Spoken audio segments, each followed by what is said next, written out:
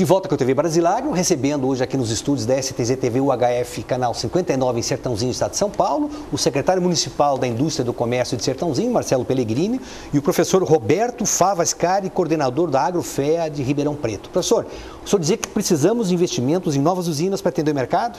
Sim, nós precisamos. Essa é uma demanda que está aí colocada. Como estávamos discutindo, o preço do etanol na bomba que nós estamos vendo hoje tem um fator conjuntural, né, que estávamos discutindo no bloco passado, que é então fim da entre-safra e início da safra, mas nós temos um fator estrutural do setor como um todo. Está faltando produção, está faltando moagem de cana-de-açúcar. Por quê? Porque nós passamos por um momento, há uns 4, 5 anos atrás, onde houve um excesso de produção frente a uma demanda e os investimentos foram retraídos, né? Essa retração tem um impacto nos dias de hoje. A demanda continuou crescendo e os investimentos não vieram. Agora, com essas novas posições de preço, seja do combustível, do etanol, seja do açúcar, liderando as exportações brasileiras, sendo o produto que mais cresceu na pauta de exportação brasileira, né, os investimentos precisam vir. Alguns cálculos nos dizem, nos levam a estimar aí uma necessidade uma demanda entre 10 e 15 novas usinas para atender essa atual demanda. Necessidade. Exatamente, sem considerar o que vamos enfrentar daqui a 5, 10 anos. E são investimentos que levam no mínimo 3 a 4 anos para começarem a dar uma resposta ao mercado. Isso só nos diz, Ronaldo, que nós temos uma perspectiva extremamente positiva para quem trabalha com o setor sucroenergético, né?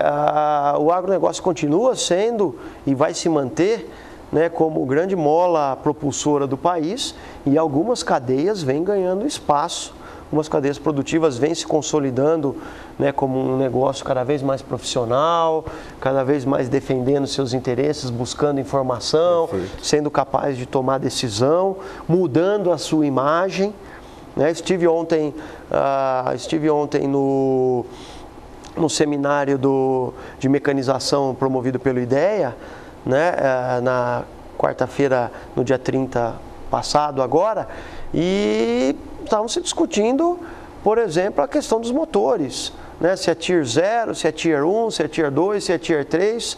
Obviamente você está colocando motores mais modernos para impulsionar as máquinas, impulsionar as colhedeiras. De uma certa forma, você tem um atendimento a demandas do mercado europeu, porque você está utilizando um maquinário, que é um maquinário mais eficiente e que nos permite exportar mais. Nós precisamos olhar cada vez mais para o nosso negócio de uma forma profissional, né? Onde estão os mercados, como estamos produzindo. E essa demanda, essa posição implica, precisamos de mais investimento, precisamos contratar mais pessoas, precisamos ter novas usinas, precisamos, né, desenvolver o setor. Secretário Marcelo Pellegrini, quando o professor Roberto Fava Ascari fala que precisamos agora já de 15 novas usinas, o Parque Industrial de Sertãozinho e por extensão de Piracicaba, ou enfim, a base da indústria de bens de capital, ela está pronta e apta, ela está enxergando, na sua opinião, essa nova fase de crescimento que vem vindo aí? Ou nós corremos um risco sério aí de termos uma invasão indiana e chinesa? Olha, são 2 pontos aí importantes. O parque industrial nosso está pronto. O que a gente citava que aconteceu em 2007 foi quase que uma preparação para a entrada do capital externo no setor sucroenergético. E então, na época, se pensava na produção de novas plantas. E nós tivemos aqui, eu não vou citar nominalmente, mas nós tivemos indústrias que só a mão de obra cresceu em 50% naquele momento. Tínhamos que importar a mão de obra aqui no Sertãozinho. Tivemos que importar a mão de obra.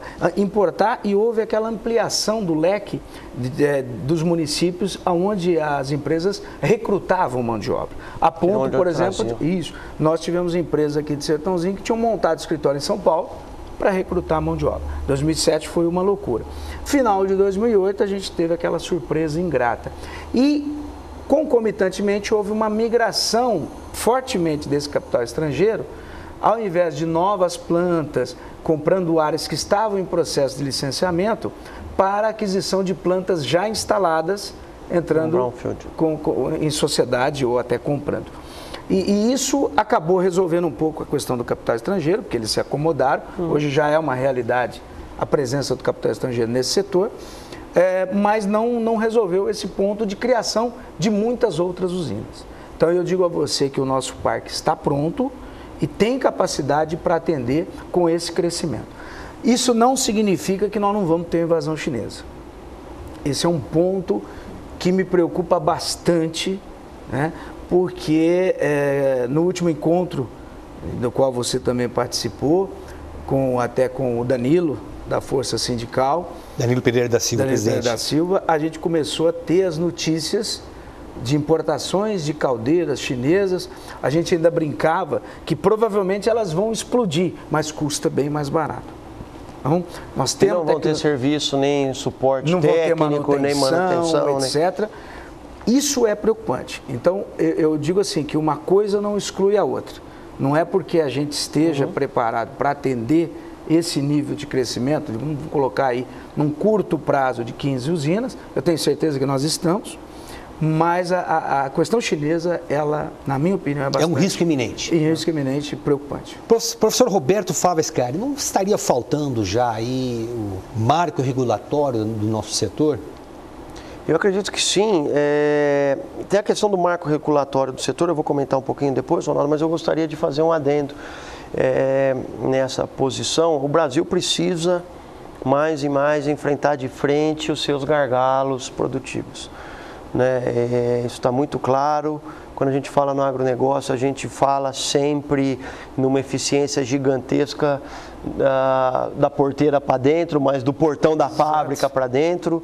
Mas nós precisamos enfrentar a questão dos juros de produção, nós precisamos enfrentar a questão logística, a sobretaxação, então duplicação de impostos. Tem uma série de gargalos aí que, se isso não acontecer, né, talvez a gente não consiga nem competir com competidores internacionais. Perfeito. Um ponto importante, Marcelo, é sempre... E eu tenho colocado muito isso em aulas e em encontros com produtores, é que mais do que nunca o Brasil, e principalmente o agronegócio de cana, de açúcar, está se globalizando, ele está virando um negócio global. Uma coisa é você produzir aqui, botar no caminhão e o mundo acaba em Santos. Eu estou exportando, mas o mundo acaba em Santos e aí ele vai adiante. Outra coisa é você pensar global, pensar que o seu concorrente está na China, pensar que o seu parceiro, o seu sócio é uma multinacional, que você tem preocupações com exigências do mercado europeu e que você precisa ter atender as certificações necessárias para produzir isso. Então é um negócio que vem se globalizando, isso vem ficando cada vez mais nítido para todo mundo que está nesse setor. Quanto ao marco regulatório, sim, nós precisamos ter simplificação. Nós precisamos, eu acho que existe hoje no país um desafio muito grande de definir claramente aonde nós seremos os campeões.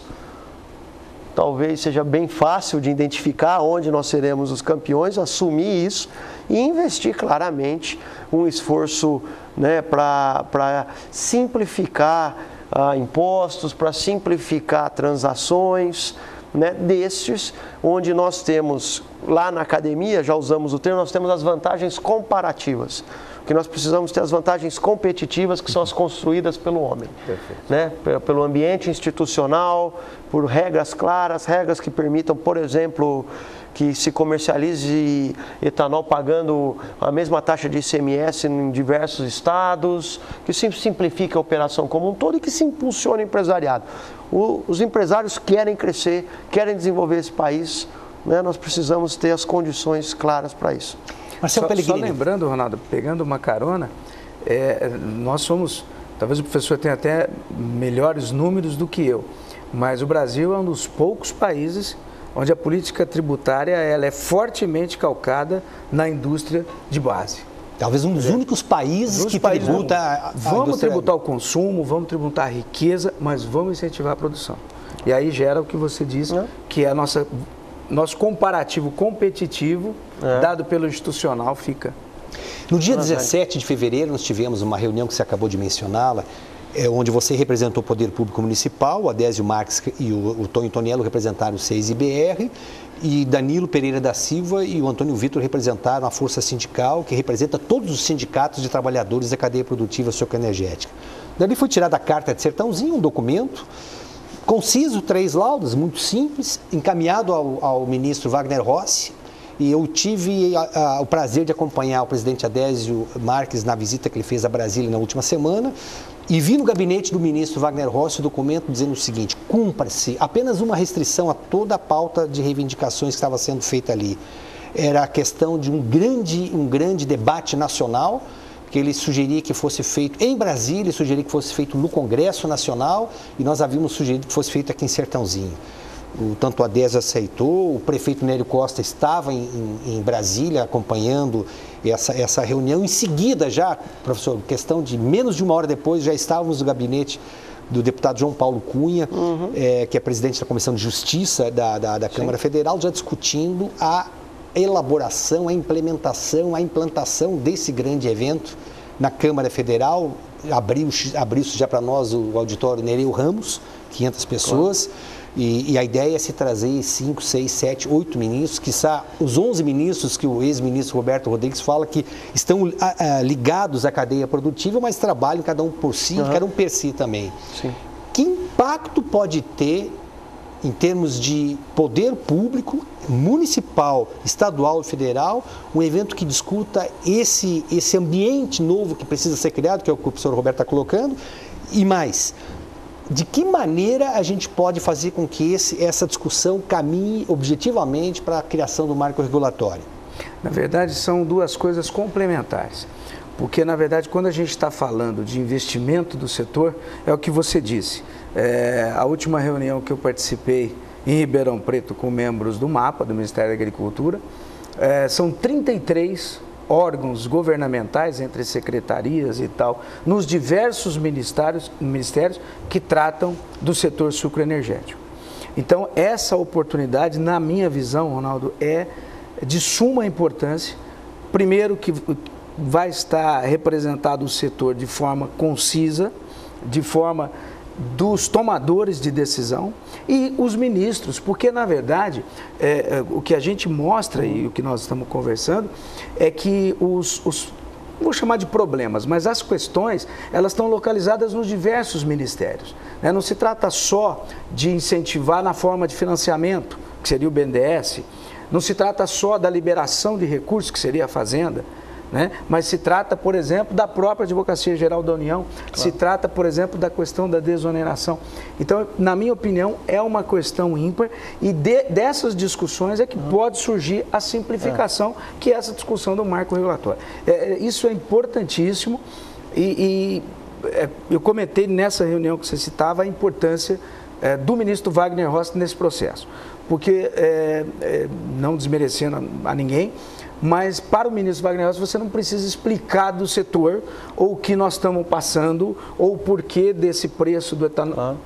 Então é uma pessoa do segmento, da região e tem muito para nos apoiar. E uma habilidade política extraordinária. Um trânsito político. Eu vou chamar mais um rápido intervalo comercial, é o nosso último, nós voltamos já já.